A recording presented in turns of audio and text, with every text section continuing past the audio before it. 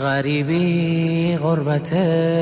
شام و یمن نیست، غریبی دوری از شهر و وطن نیست، غریبی کنج لحد و زیر خاک است که آنجا جز من و